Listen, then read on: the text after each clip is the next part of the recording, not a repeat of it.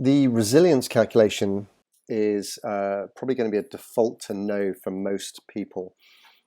So resilience modeling is really trying to look at the question of if you are at a site and it is due to, or it expects to have a certain number of minutes or hours per year where there is no connection to the grid. You have a loss of grid connectivity, and that actually has costs for you as a business.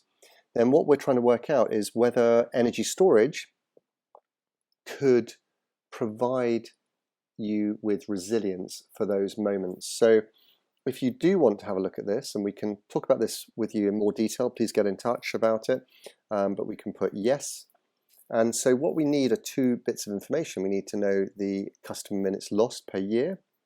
In the UK, that's sort of something like 45 minutes on average. And then the next question is really how many, what is the cost to this business where you're modeling for every hour of downtime. Now in banking, that could be millions of pounds per hour.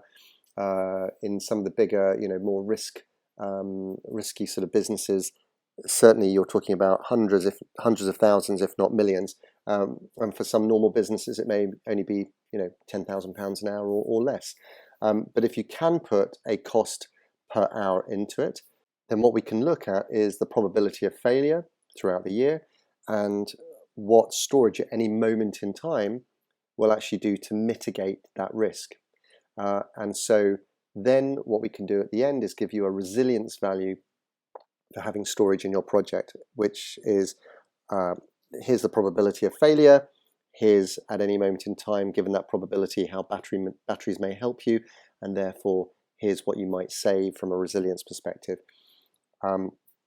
So if you can enter these two numbers, I'm going to put £50,000 an hour for downtime, enter those, we'll work them out. And I would invite you to have a talk with us about resilience and how we can model it with you and find and develop this as an idea, because we think it's really important. Thanks for listening. Speak to you soon. Thanks. Bye.